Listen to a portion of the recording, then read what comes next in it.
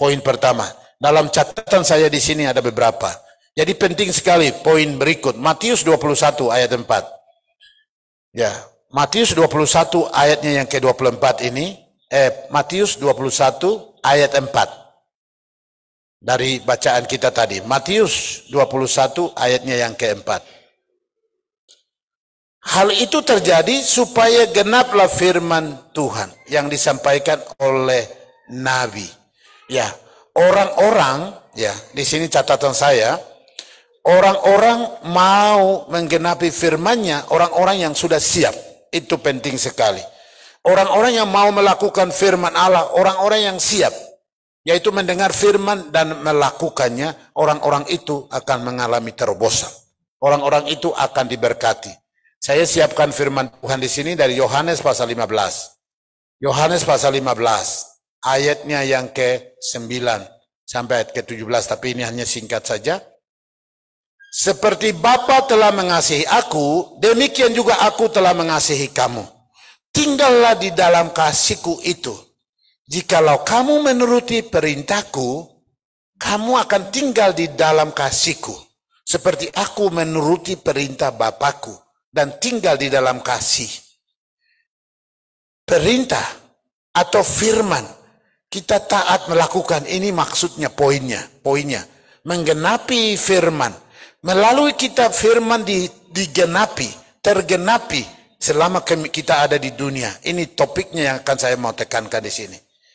Inilah perintahku, yaitu supaya kamu saling mengasihi seperti aku telah mengasihi kamu.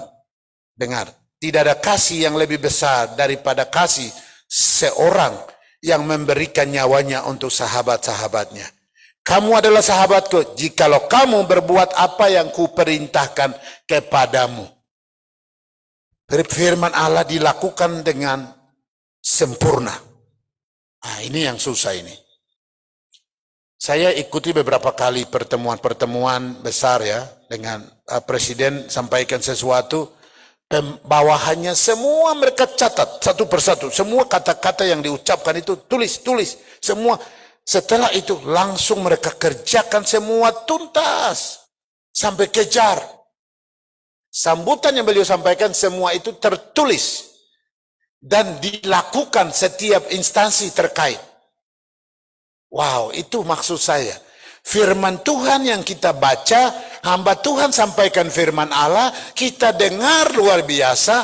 Ya, pendeta persiapkan begini juga luar biasa loh poin-poin. Tapi seperti keluar begitu saja, ini poinnya.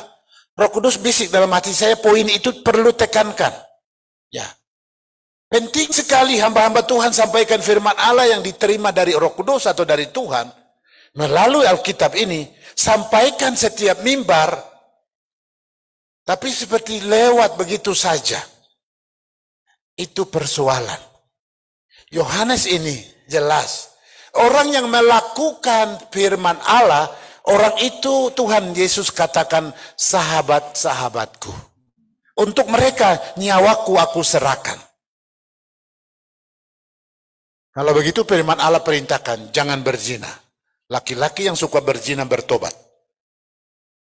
Kalau jangan membunuh itu sudah tidak usahlah. Mungkin sulit untuk kamu lakukan. Tapi berzina sering toh. Bertobat. Padahal kamu suka ke gereja tapi suka berzina. Aduh, luar biasa. Dalam ruang doa ini, laki-laki yang suka berzina, perempuan juga yang suka berzina bertobat. Itu khotbah. Itu firman yang Tuhan sampaikan melalui saya untuk kamu dan saya. Itu sebabnya sayangilah istrimu, sayangilah suamimu. Mata ini lihat untuk yang benar. Mata ini bukan lihat dengan hawa nafsumu. Penting sekali. Bagaimana Allah mau berkati kamu, mau mengalami terobosan. Ini penting sekali. Ya. Jadi penting. Melakukan firman itu, setiap kata-kata yang sekarang sedang keluar, lakukan. Jangan berzina, jangan membunuh, jangan mencuri, jangan berbohong. Ya, berbohong. Saya masih bohong-bohong istri saya. Apa kira-kira? Siapa yang tahu? Pasti ada yang tahu. Apa? Hah? Makan daging, dia tahu. Daging apa? daging wam. Saya itu ngaku. Jadi waktu pengakuan dosa apa ditulis itu, saya mau tulis atau tidak? Itu jadi perjuangan juga Ibu Eli. Waktu bakar-bakar hari kedua sebentar sore kan yang pendoa kan bakar ya. Sebagian poin saya sudah ini. Tapi satu ini saya masih berjuang ini, bergumul daging babi ini. Aduh, luar biasa. Satu kali malam-malam ada yang bawa taruh daging di rumah. Ya, ada perempuan bawa taruh di rumah. Mami lihat, tapi dia tidak singgung-singgung. Dia mungkin uji saya kah? Tapi lewat jam 10. Hati saya ada di daging babi. Nah, terus saya bilang, Mami, sudah jam 10. Ayo tidur. Nah, dia pura-pura ikut masuk tidur. Saya tahu itu dari masuk. Dia pura-pura langsung. Tapi ngorok yang biasa dengan yang ini saya rasa. Nah. Tapi saya paksa tidur juga. Tidur maksudnya saya paksa juga pura-pura juga ikut ngorok. Supaya dia juga berapa menit atau 30-40 menit kemudian saya pelan-pelan keluar lewat kamar mandi. Keluar, daging babi masih dibungkus dengan daun pisang. Saya buka, saya potong. Sudah masuk di mulut ini. Itu jam 11 malam. Sudah masuk di mulut, lagi makan satu sudah telan. Satu baru telan, yang lain saya lagi potong. Pintu di kamar, krek. Pintu bunyi. Kagetnya bukan main. Orang lakukan zina itu begitu ya. Kaget begitu ya. Ini gara-gara daging babi saja seperti saya bersalah. Waduh, daging babi tidak bisa telan. Saya harus menyapa perempuan itu di pintu buka. Mau keluar untuk apa? Suara tidak normal. Betul, ini. Itu salah satu contoh yang saya lakukan. Nah, itu, ini kemarin dulu juga saya lakukan. Kemarin dulu atau 4 hari yang lalu. Si mikirnya ini bawa tulang rusuk taruh di sana. Ya, tapi mami masih di luar terus. Jadi saya udah potong. Makan selesai, saya diam-diam. Nah, diam-diam. Terus dia masuk. Oh, dagingnya bagus-bagus ya. Nah, ya, dia sudah tahu saya makan. Terus dia kasih tahu ada orang si Neles masuk. Ya itu daging babi itu mungkin Bapak sudah makan itu sebagian. Padahal dia tidak tahu, saya sembunyi. Ya, itu juga mungkin dosa ya. Mungkin. Tapi maksud saya ini yang dosa yang besar itu dosa. Aduh, mungkin ada orang perlu nasihati saya dalam hal itu. Kenapa saya tidak boleh makan daging babi? Karena kolesterolnya tinggi. Kolesterol tinggi, buahnya saluran darah di urat ini itu tersumbat. Karena kolesterol itu mengental di urat itu, di jantung tidak bisa mengalir darah seperti normal. Akhirnya tiba-tiba ada Mama Tabuni satu baru meninggal kemarin, Pak Bupati baru berangkatkan pagi tadi. Sekarang sudah tiba di Kanggime. Itu juga kolesterol. Darah tinggi. Akhirnya tiba-tiba sampai tiba di bandara, begitu duduk waktu mau pindah ke Wamena, waktu naik itu lift itu atau apa, aduh kaki saya begini. Selesai. Itu namanya serangan jantung. Hasil dari kolesterol, hasil dari suka makan daging, jangan hanya babi saja. Bisa menghasilkan kolesterol. Karena itulah dokter larang, jangan makan daging babi banyak. Jangan makan daging-daging. Dia tidak bilang saya tambah-tambah daging babi banyak, maksudnya saya mau makan. Tapi jangan makan daging-daging. Coba buah-buah dan ikan. Ya, karena takut. Kalau terus bandel bisa mati tiba-tiba. Seperti itu. Jadi, ya itu saya keluar dari ketaatan perintah dokter. Salah satu dokter gizi katakan, kamu makan buah, anggur itu 3 biji, apel itu setengah. Orang badan besar begini hanya anggur, tahu anggur, buah anggur kecil-kecil, 3 biji saja. Apel itu kecil itu dibelah makan tengah. Bos, kami bertengkar saya dengan istri. Istri nurut lakukan perintah dokter gizi, dia kasih 3 biji, terus apelnya dibelah baru kasih tengah. Pisangnya potong satu biji buah itu, potong tengah baru kasih. Untuk siapa? Kok kira saya anak kecil kah? Perintah dokter, taat. Ya, saya makan cepat. Setelah itu dia keluar baru saya ambil lagi. Ini masalah ketaatan. Contoh-contoh konkret itu yang saya mau sampaikan. Akhirnya hasilnya ya kalian tahu bulan November tahun lalu, ya pisau berbicara, ya seperti itu. Tapi saya belum mati-mati juga, masih hidup. Gara-gara bandel suka makan daging babi, suka macam-macam seperti itu. Ini hanya dokter bilang itu pola makan dan pola hidup. Ya, jarang istirahat. Padahal dokter dan juga kita sendiri sudah tahulah, ya kerja sesuai dengan aturan, makan sesuai dengan ini, tapi suka melanggar aturan. Ya, penyakitnya sudah kena, baru menyesal kemudian. Ini penting sekali. Intinya yang saya jelaskan ini, taat terhadap perintah firman Allah. Itu maksudnya. Menggenapi firman Allah melalui diri kamu dan diri saya. Dalam hal-hal apa saja. Larangan-larangan yang sudah disampaikan oleh firman. Supaya seperti Yesus ini. Orang yang melakukan perintah firman Allah, Yesus panggil orang itu apa? Sahabat, saudara, teman. Kalau sudah jadi saudara dan teman, keluarga. Dadak makan bersama, menikmati bersama. Kita berdoa, dia dengar, dia jawab. Itu poinnya. Matius pasal 4 itu. Ya, Matius pasal 4 ini lihat. Pasal 4 maaf, ayat 4. Hal itu terjadi supaya genaplah firman yang disampaikan oleh Nabi. Apa yang disampaikan firman? Di dalam perjanjian lama dikutip ayat 5 itu. Lihat rajamu datang kepadamu, ia lemah lembut. Itu poin-poinnya. Jadi penting sekali kita lakukan firman Allah. Itu ya. Saya tekankan hal itu saja. Jadi bukan kamu yang memilih aku, tetapi akulah yang memilih kamu. Ini firman Allah. Oleh karena itu, lakukanlah apa yang firman Allah sampaikan. Supaya kita semua mengalami terobosan-terobosan dari Allah. Matius pasal 21, ayatnya yang kelima.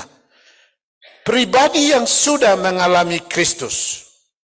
Ayat yang kelima. Pribadi yang sudah mengalami Kristus itu bagaimana? Di sini tentang raja itu yang disampaikan. Tapi saya ambil dari lemah lembut. Poin itu yang saya mau tekankan. Pribadi yang sudah mengalami Kristus itu memiliki buah-buah roh. Disinggung, ya boleh tegur tapi jangan marah. Kalau ada orang mungkin lewat mereka bikin apa, kita tidak senang, tapi jangan emosi yang keluar. Tidak boleh begitu. Hati-hati. Bagian dari buah roh itu dibutuhkan. Ini poinnya. Orang yang sudah mengalami Kristus itu kata-katanya penting sekali keluar. Ya, memang komunikasi kami orang Papua dengan ini kadang-kadang baik, tetapi kadang-kadang kelihatan kasar. Tapi intinya di sini orang yang lemah lembut, orang yang disayang Tuhan. Itu penting sekali. Orang yang rendah hati, ya orang yang tidak suka cemburu. 9 buah roh itu. Siapa yang hafal?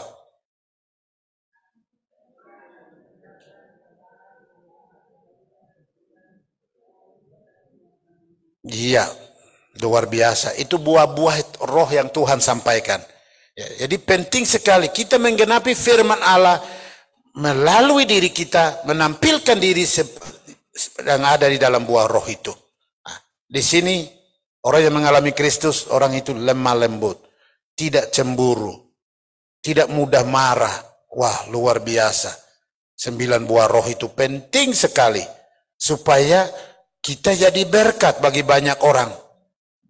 Dan buahnya kita mengalami terobosan dari Allah. Itu poin kelima. Dan ayatnya yang ke-6, ya ayat yang ke-6 ini sebenarnya tadi saya sudah sampaikan. Ayat yang ke-6 ini, saya tulis dari poin-poin ini saja, saya mau jelaskan. Pergilah murid-murid itu berbuat seperti yang ditugaskan Yesus kepada mereka. Ini kemarin 2 hari lalu saya diskusi dengan seseorang. Saya kadang-kadang menyesal atau aduh bagaimana ya.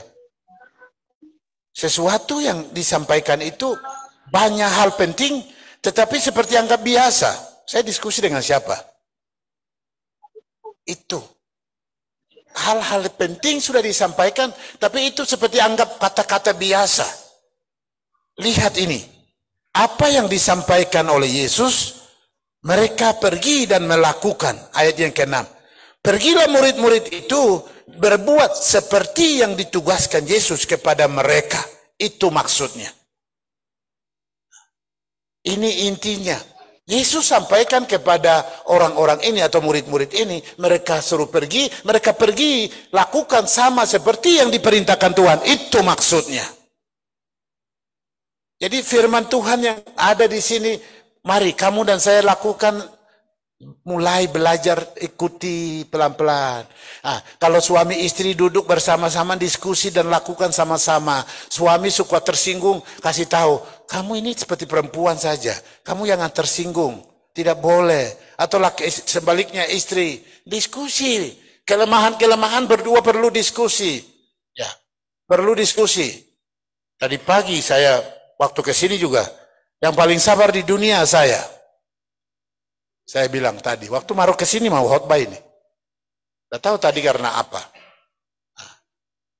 Piles, terus Mami bilang sama Piles, benar tidak itu Bapak itu? Bapak itu sabar atau tidak? Ini penting. Hal-hal yang kita tampilkan itu dilihat, didengar oleh orang-orang dekat kita. Ya. Jadi penting sekali lakukan perintah firman Allah sangat dibutuhkan. Kalau kita lakukan dengan sungguh-sungguh, maka berkatnya atas kita luar biasa. Tuhan memakai kita. Tuhan katakan tema itu, Tuhan memerlukannya. Wah, luar biasa. Jadi ayat 6 itu melakukan perintah seperti atau sama seperti Abraham juga. Kejadian pasal 12 ayat 4 saya hafal betul itu. Ayat 3 itu kalau kalian mengasihi ini bangsa Israel, kamu akan diberkati ini. Ayat 4 perintahnya, pergi tinggalkan semua ke negeri yang akan kutunjukkan kepadamu. Di situ firman Tuhan katakan, Abraham lakukan sama seperti. Ini poin utama yang saya tekankan. Kalau kamu mau mengalami terobosan, mengalami berkat, lakukan firman sama seperti. Walaupun orang meremehkan kamu, orang mengecewakan kamu, orang tidak pakai kamu, urusan amat. Lebih baik kamu lakukan apa yang firman Tuhan katakan. Itu maksudnya. Itu yang poin utama dalam momentum menjelang Paskah. Ayat 7. Lihat bagaimana proses mengalami Kristus oleh banyak orang itu. Ayat 6 itu. Coba ayat 6. Maka pergilah murid-murid, ayat 7. Mereka membawa keledai betina itu bersama anaknya, lalu mengalasinya dengan pakaian mereka, dan Yesus pun naik ke atasnya. Ayat 8. Orang banyak yang sangat besar jumlahnya menghamparkan pakaiannya di jalan. Ada pula yang memotong ranting-ranting dan pohon-pohon dan menyebarkannya di jalan. Apa yang mereka lakukan ini sebenarnya hanya alat di luar, tetapi intinya mereka menyediakan dirinya untuk mengalami Kristus. Kristus sedang menuju ke Yerusalem. Berapa hari ke depan nanti dia akan ditangkap dan disiksa dan disalibkan. Dalam perjalanan itu banyak orang, tidak ada perbedaan. Coba lihat dari ayat-ayat itu. Tidak ada orang kaya, orang miskin, pejabat, tidak ada. Semua berdiri bersama-sama. Itu penting sekali.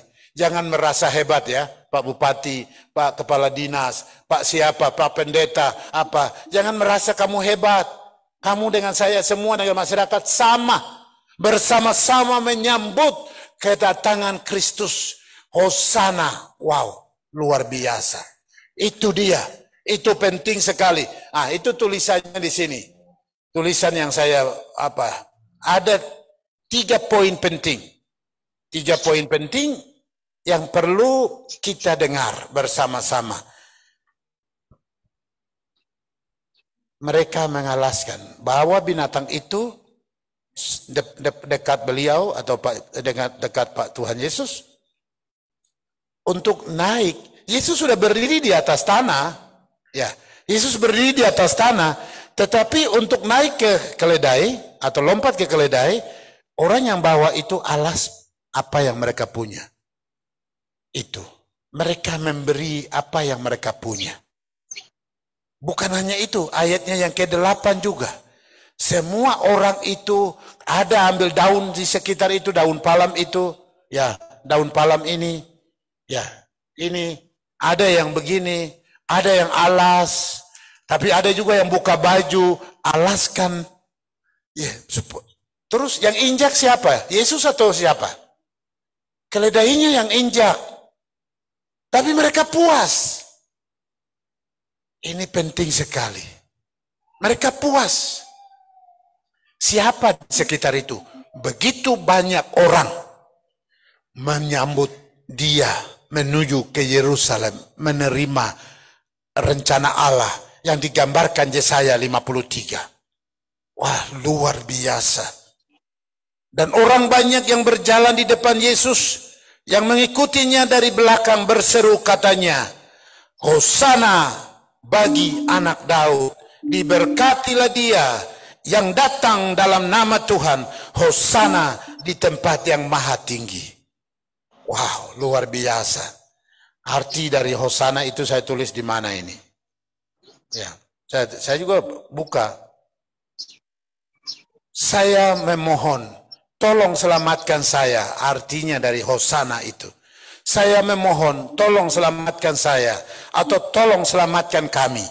Itu arti dari Hosana. Hosana yang mereka sampaikan kepada Yesus waktu menuju ke Yerusalem, persiapan atau menjelang penangkapan dan penyaliban Kristus.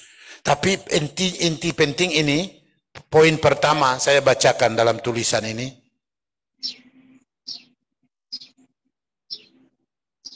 Ya, memuji Allah dengan menyebut Yesus Raja yang datang dalam nama Tuhan. Dan seterusnya, mana poinnya ini? Ya, poin pertama, mereka melambai-lambaikan dedaunan. Biasanya seorang raja disambut dengan panji-panji. Ini saya senang harus baca. Melambangkan kehadiran kelompok pendukung sang raja. Dalam konteks Yesus, ia disambut dengan lambaian daun-daunan. Tindakan ini menunjukkan semua orang tidak dikotak-kotakan di dalam kelompok-kelompok tertentu. Semuanya sama. Tidak ada nama kelompok. Karena semuanya memakai daun-daun dan ranting-ranting seadanya di dalam Tuhan. Kita pun menjadi sama. Maksudnya, semua orang sama. Tidak ada perbedaan. Entah kita miskin atau kaya, memiliki posisi atau rakyat jelata, kita sama. Kita dapat menyambut Yesus dengan apa yang kita miliki. Itu poin. Apa yang mereka lakukan. Poin kedua, mereka menghamparkan pakaian mereka di jalan seperti yang dikatakan dalam Injil tadi. Yesus pasti berjalan dengan keledainya di atas hamparan. Pakaian-pakaian mereka, seorang raja biasanya disambut dengan lain-lain. Yesus disambut bukan dengan permadani tetapi dengan hamparan pakaian. Ini adalah simbol dari orang-orang kecil. Mereka tidak memiliki apa-apa. Yang bisa dibuat adalah menghamparkan kain seadanya, termasuk pakaian mereka. Umumnya orang memakai 2 lapis pakaian dan lapisan luar berfungsi sebagai mantel dan lain-lain. Ya, itu intinya mereka persembahkan apa yang mereka punya. Itu penting sekali. Poin pertama, semua orang tidak ada perbedaan, semua menyambut Tuhan. Kedua, mereka menyambut dengan hati yang tulus ikhlas, mereka mempersembahkan apa adanya. Ya. Terus poin ketiga yang dalam tulisan itu, ketiga di sini, memuji Allah dengan menyebut Yesus sebagai Raja yang datang dalam nama Tuhan, membawa damai. Perkataan ini mengungkapkan apa yang mereka rindukan, yaitu atau mereka menantikan, yaitu damai. Itu sebabnya mereka berteriak, Hosana, yang berarti selamatkanlah kami atau kita. Itu penting sekali. Jadi kita betul-betul penyerahan diri penting, merendahkan diri penting, melakukan apa yang Tuhan perintahkan sangat penting. Ya. Dulu waktu saya dengan Pak Ruben dari Israel, waktu kami ke Yahukimo, baru pertama mereka lakukan, kami turun mendarat pakai helikopter, orang-orang di sana lakukan seperti ini. Tidak tahu siapa yang ajarin mereka. Tapi di satu kampung itu mereka ambil daun, banyak orang, tapi beberapa orang mereka lepas pakaian, maksudnya pakaian yang di luar ini, taruh di tanah-tanah itu, dan juga kain mereka, noken mereka alas, kami disuruh jalan di atasnya. Oh, saya menghindar, karena saya lihat kasihan mereka punya. Padahal mereka persembahkan dengan hati yang tulus. Mereka merasa ini hamba-hamba Tuhan. Hampir semua hamba Tuhan tidak mau injak. Karena ini agak aneh, baru pertama terjadi. Karena saya menghindar, karena saya pimpinan sinode, sehingga yang lain termasuk Pak Ruben dari Israel juga ikut menghindar, tapi akhirnya saya harus balik. Ayo kita jalan. Tapi waktu saya injak itu kaki seperti tidak injak. Perasaan, padahal saya injak. Sepatu saya pakai lewat. Dalam pikiran saya, kasihan mereka yang punya pakaian-pakaian dan noken yang saya injak ini. Tetapi bukan itu yang mereka ini. Mereka senang. Setelah itu mereka ambil, saya lihat mereka gantung di ini, mereka nikmati luar biasa karena mereka bangga. Pendeta-pendeta mereka injak yang mereka sudah alas. Mereka mempersembahkan apa yang mereka punya. Itu. Tuhan minta bukan barang-barang itu sebenarnya. Tuhan minta hatimu. Itu kuncinya. Lakukan perintah-perintahnya. Itu yang Tuhan mau.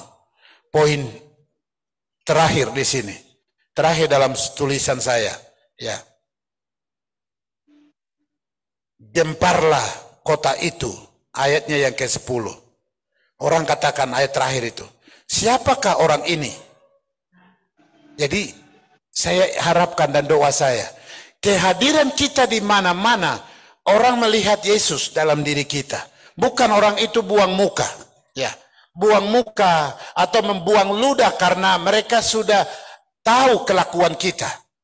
Ya, kita harus mulai belajar mengubah diri, bertobat sungguh-sungguh, melakukan firman Allah, supaya kita hadir dimanapun, semua orang katakan, Bapak itu boleh, ya.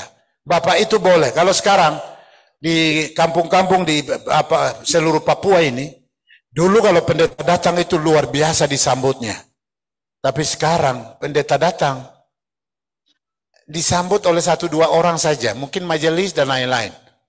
Tapi kalau gubernur datang, bupati datang, itu bagaimana kira-kira? Itu luar biasa. Contoh presiden datang kemarin di Kota Raja itu. Dalam undangan jam 6.30 sudah datang. Saya tiba jam 7:15. Tapi yang lain sudah datang jam 6.30 sudah masuk. Kita duduk di dalam dari jam 6.30 sampai jam 10.30. Baru presiden masuk di dalam ruangan. Kita tidak dikasih minum, tidak dikasih makan.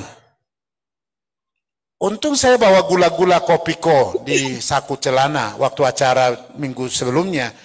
Kopiko itu ada di hotel itu, saya ambil dan saya isi. Jadi satu-satunya saya ambil itu, saya bagi ke teman sebelah, saya minum, makan itu. Baru ada sedikit energi. 4-5 jam kami duduk, menunggu, sabar. Ya, luar biasa. Baru dia masuk. Ini penting sekali ya. Penting sekali bawa pengaruh. Begitu Jokowi masuk, saya lihat orang-orang yang loyo-loyo semua pada semangat. Karena mereka tunggu, dia masuk. Lapar tetap hilang. Wah, luar biasa. Dia masuk, gempar semua. Mereka senang. Iya, mereka katakan, Jokowi, Jokowi. Luar biasa. Tapi yang di luar itu datang jam 5. Anak-anak muda di luar itu dari jam 5 sampai jam 12. Berdiri di luar. Ya, memang mereka masih muda. Tapi mereka menantikan itu. Yang intinya saya mau bicara seperti ini. Kita sebagai anak-anak Tuhan membawa pengaruh di mana saja dan kapan saja. Itu yang kita lakukan. Tidak boleh lagi padamkan sesuatu yang Tuhan taruh. Penting sekali kita bawa pengaruh supaya gempar di sekitar itu. Orang itu katakan, wih, itu anak Tuhan ya. Yesus masuk, banyak orang juga tidak tahu, tapi mereka katakan, siapa itu? Ada orang, oh sana, dia Yesus, Raja, orang Yahudi. Wih, luar biasa. Ini penting sekali. Kita hadir di mana saja, kapan saja, jangan bawa batu sandungan, tetapi bawa berkat. Itu penting, poin yang saya tekankan di sini. Jadi sekali lagi kita melakukan firman Allah supaya Allah memuliakan diri kita. Melalui kita banyak orang menikmati firman Allah. Khotbah selesai.